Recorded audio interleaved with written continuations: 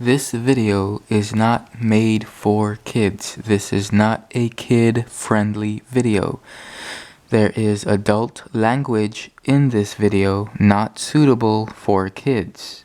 After warning all parents and all guardians that this video does have adult language and is not suitable for kids, again, we can begin. Okay, guys? So, for the most part, this is the 1982 Pontiac Trans Am. Overall, okay? Now, this particular one is, again, same thing. It's a 1/18 scale, die-cast Trans Am. Now, the thing is with this one is it's, how do I put this? It's representing the 1980s TV show Knight Rider, right? So all they really did was change the front of the car and changed the back of the car, which is not even all that much, really. Let me show you what I'm talking about. So everything that you see from besides the front bumper, so from the front, like before the front bumper, back is all 1982 Trans Am. Okay. Now what they changed in the back was the tail lights. They made one thick piece of plastic and they put it over the 3-part of the tail lights. And they tinted it black. And there you go. That's all they did. At least towards the back there. Now the front, as you see right here, they added that scanner there. Now this is, again, Knight Riders, Knight Industries 2000. Short for KITT, right? So basically, when the show took off or started making their projects, like the Batmobile, it was based on a concept car. Knight Rider was based on the Pontiac Firebird Trans Am. So it was not really a concept car, it was an actual production car. Now, for the most part, again, the very early episodes of Knight Rider did not have this actual front bumper here. It looked pretty close to this, but it was not this. The very first few episodes looked identical to the 1982 to 1984 Trans Am. At least the front bumper. They closed off the air vents, and they added like little plastic other parts to the actual bumper itself so that they can close off the turn signals. Later on, towards the, I'm gonna say maybe the middle, they added this particular bumper there. Now, again, from 1982 to 1984, but for the most part, the very first cars that the TV show got in hand were, again, 1982 Trans Am. Now, all of them at that time were T-top. And they did have the 305, which was the 5.0, and they all had 145 horsepower. Now that's, sorry, but that is laughable nowadays. But back then, I mean, I could talk so much about it. I can go over 2 hours just talking about the engines and why they, like, again, it was a Trans Am, it was a muscle car, but it only had 145 horsepower. Now again, there is reasons for that. And the main reasons was because, again, this was right after the gas shortage from the 70s. And to top it all off, they restricted air pollution, and they had to add all this bunch of crap to the engines, and it killed horsepower.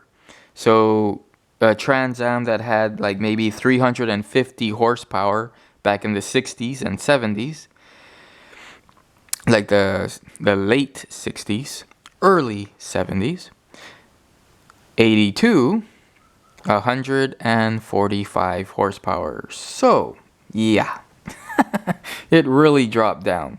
Now again, yes, there are two 305 5.0 V8s in 82. The show only got the 145, but there was an upgraded version where it had 165 horsepower, right? But anyway, enough talk about the real car. We can talk about that in another video. But for the most part, this video is just to show the die-cast model here. So this is by Joyride. And it is a great model. I bought it brand new, and I did buy it at the store when it first came out. So you're looking at Krusty the what is it? Krusty the Clown, the killer doll from that one episode where they had it set to evil. And he went around trying to kill Bart, I think it was. Then we have the Star Wars woman here, but we're moving them out of the way so you can see the car better. Okay, so again, I do have the T-tops. Let's look at that. Let's lift the back here, if I can. Okay, so there's that. Let's lift the hood. So there you go.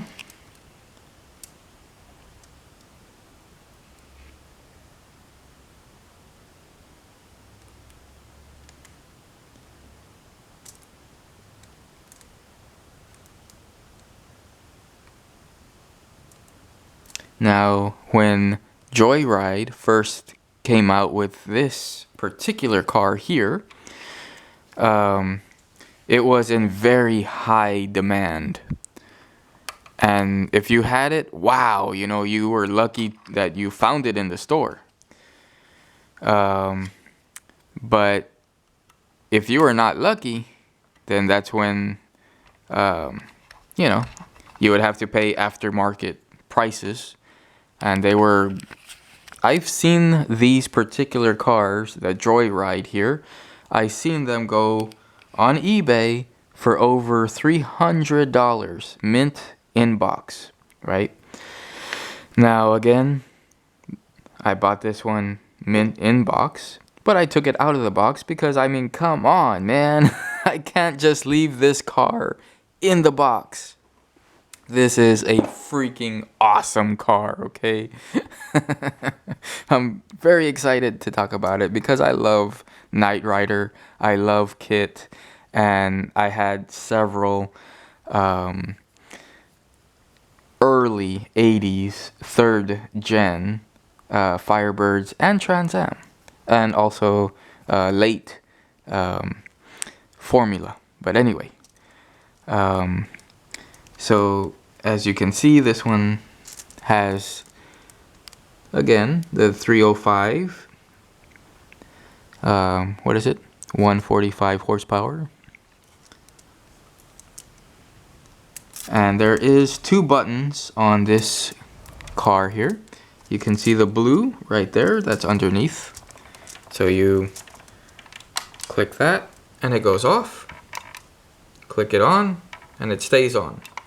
Okay, now there's another button on this side, on the driver's side, that you press and it's a momentarily display. So you press that, and it goes this way for a little while until it runs out of time, and then it turns off on its own.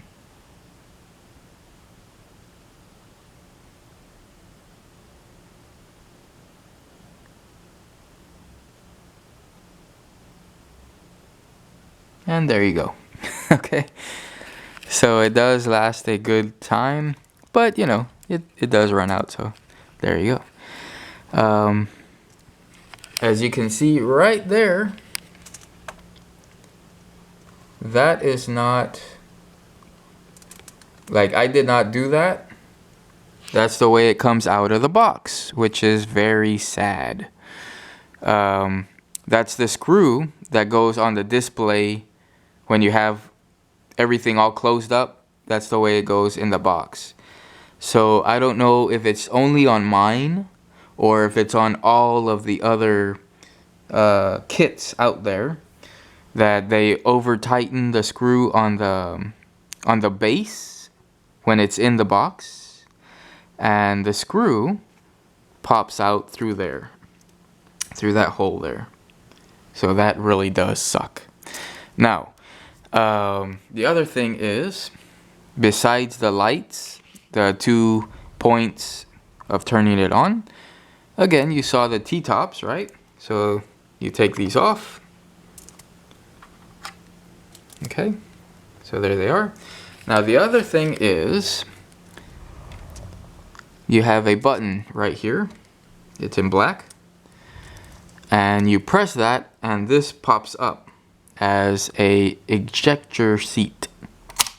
Like that. Ejection seat, sorry. See if I can do this with one hand.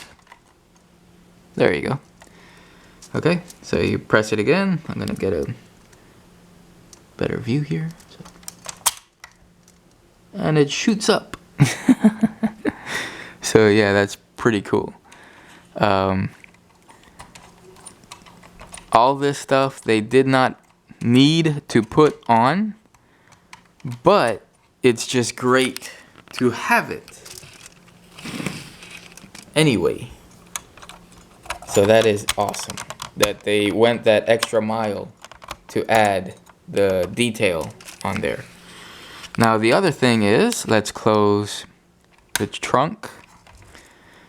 Let's close the hood, the doors. And I'm going to flip it upside down so you can see more of the detail. So there you go again.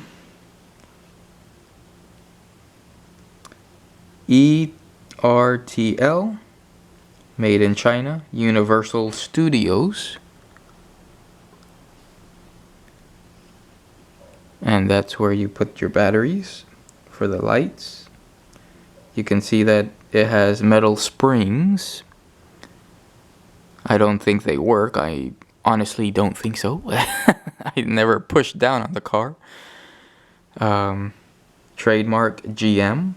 And there's that driver's side, what is it, screw that I was telling you about, that they over tightened for the bottom of the, what is it, the base plate that goes on in the box. And there is your grappling hook right there.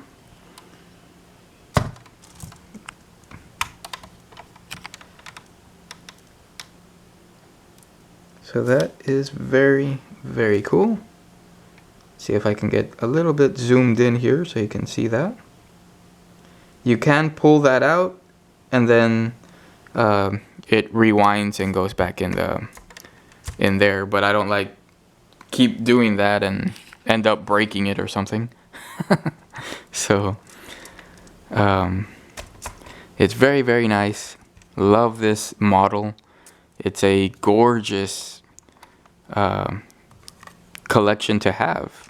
A piece of memorabilia from the actual 1980s TV show that was, again, recreated in the very early 2000s. by, again, Joyride. Very, very cool. Love this model. And yes, I do have it in my room displayed because it is just amazing to have. I've always wanted a die-cast 1/18 scale Knight Rider car. So when Joyride made it, I had to buy it. And then of course, like everything else, one company saw that somebody else made it and said, hey, you know, they're making money, let's make it too. So Hot Wheels started to make their 1/18 scale die-cast Knight Rider KITT car as well. But this one started it. Okay. I do have other kits, as in other cars like this, in different scales. We'll talk about that in a completely different video that will focus 100% on Knight Rider episodes, this, that, all this stuff. But this was just for the 1/18 scale kit right here. So I hope you enjoyed this video, and I'll talk to you guys later. Next video. Bye guys.